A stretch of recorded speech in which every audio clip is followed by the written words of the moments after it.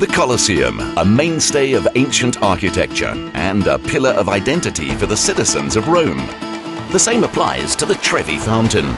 But put a gorgeous film star in the foreground and suddenly all this becomes just a backdrop. The best of La Dolce Vita in Rome is also shared by over 2 million cars, some 700,000 scooters, and the world-famous beauty Aishwarya Rai, who is in town as an ambassador of elegance. At a gala dinner in the Villa Miani, Swiss watchmaker Longines were launching the new additions to their Dolce Vita collection, with a short film featuring Hollywood's Kate Winslet, Bollywood's Aishwarya Rai Bachchan, and Asian cinema's Lin Chi-ling. Aishwarya, you've achieved such phenomenal success as an actor, and you're an internationally recognized beauty. Is there undue pressure on you to always be at your best? It's very generous of you to be paying such, well, huge compliments, or, well, thank you. But I think it naturally comes from South Africa, because that's where I won my title, my Miss World title, and I'd love to take this opportunity to thank all your viewers for always being so supportive and so generous with their love for me and your encouragement, because it's your support that's the inspiration for me to do what I do as an actor, and hopefully try and do my best each time with everything that I take on. That's what's exciting, to try and do your best at whatever you take on in life, and the fruits or the consequences are the peripherals, because that's not in your hands, and there's no pressure in that, there's only pleasure in that, because you want to do well, you want to give your best to whatever you take on. In terms of the exterior and the outside, come on, I've always said that you would present yourself as best as me, Aishwarya, my parents' daughter, would have, even probably before being a part of showbiz. I think once you're part of showbiz, it's wonderful the kind of teams you have to help make your life easier on that, so you needn't necessarily spend that much time thinking or worrying about it, because there's so much else to do during the course of the day. As an actor, you have your scenes to worry about. When you come to these events, it's about the content of what we're going to be talking about.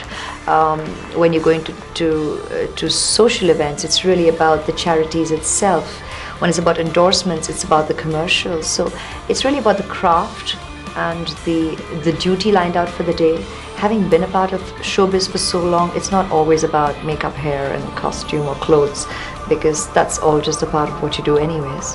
What was it like shooting the new Dolce Vita ad campaign with Kate and Chi-ling? It was the first time, actually, the second for me, that we have shot a commercial. In my 10-year association with Longines, they came up with this idea of Dolce Vita with 3 of us together. And I was so happy to be making this film with Chi-ling and Kate. And here in Rome, the city of Dolce Vita.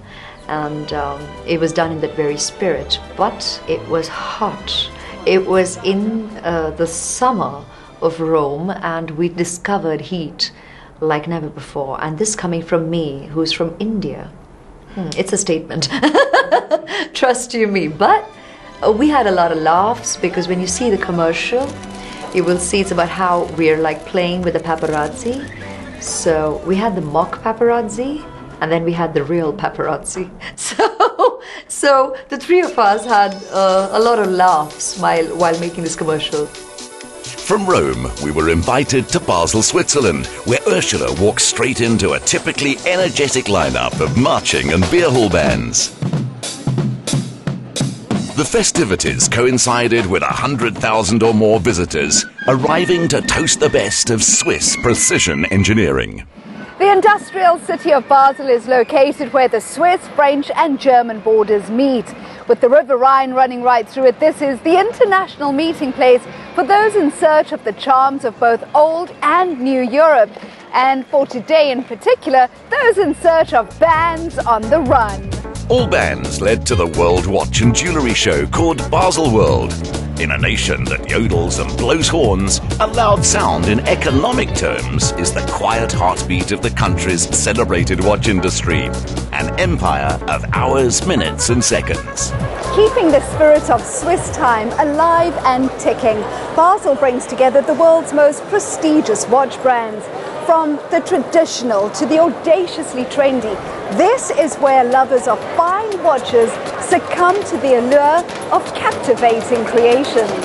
From a practical standpoint, the fascination with timepieces is understandable. From landing a man on the moon, to ships calculating their longitude, to setting the fastest laps around a racetrack, with the Swiss genius for keeping time. You know you've got a serious problem when you have to choose between a watch and a car.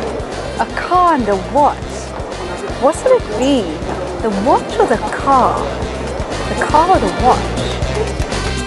For almost 180 years, Longines has been a benchmark. Today, their emblem of a winged hourglass is exported to over 130 countries. And company president Walter von Kennel knows that much of that trade hinges on Basel.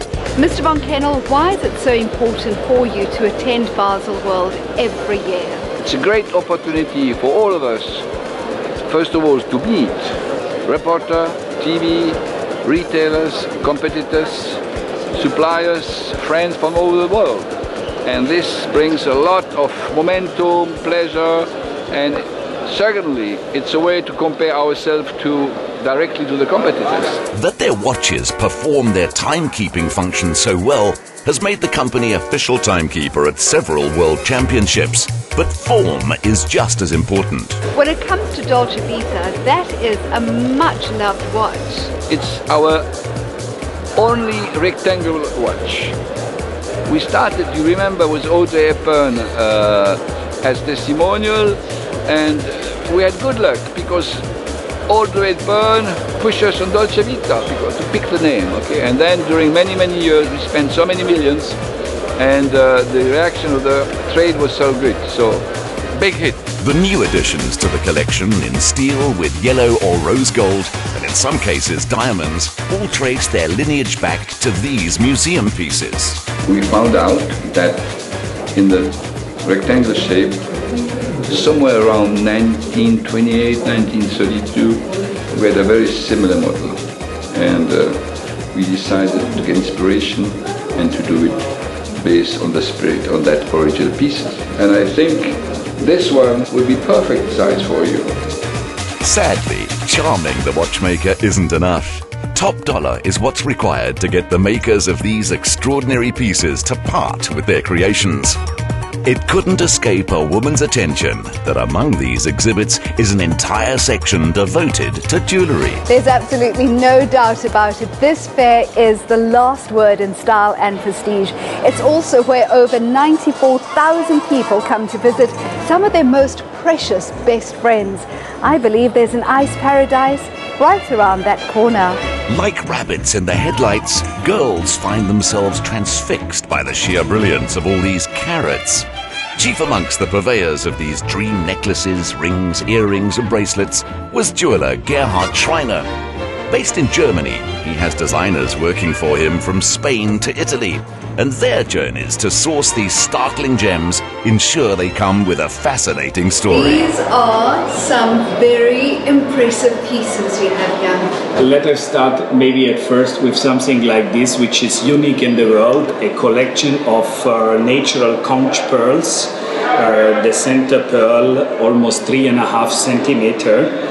And it was former mounted in a tiara of the Maharaja of Jaipur. We bought this tiara, we reconstructed, because today maybe you can find 1, 2, 3 natural pearl, but that's finished. A collection of these, it doesn't exist second time in the world. Seeing these rubies, your instinct is to think it must be costume jewellery, but no, these are the real deal. I think this is by far the most exquisite ruby set I've ever seen, and if you don't mind my saying so, I don't think I've seen so many rubies in one place at the same time. Correct. We have here a collection, maybe about 20 stones above 10 carats, and a whole collection of around 600 carat of natural unheated Burmese ruby, which is, of course, there is no number, there is no value today. Nobody knows what is the real value for such a piece unique. You could get a few hundred very respectable rings and pendants from just this one piece. You know, I must tell you, the sparkle in these diamonds is completely taking my breath away. How many carats are we talking about there? Just a few hundred carat of diamonds. just a few hundred. Gerhardt's success at romancing the stone began after a 1988 trip to Colombia yielded the source of these beauties. Now let's move on to the color of envy and take a look at that emerald set. That's just a small collection of the rarest Colombian emeralds. I wonder if it would look nice on me. May I? Of course, why not? Oh, thank you. Oh, that feels amazing. About 450 carats of emeralds, way over 250 carats of diamonds. Feels lovely. Not heavy at all. So the world's purse strings are drawn a little tight at the moment. That wasn't stopping a girl from dreaming, nor more than 3,000 journalists like Ursula coming to Basel to capture the spectacle and beam it to a world hungry for fantasy. Top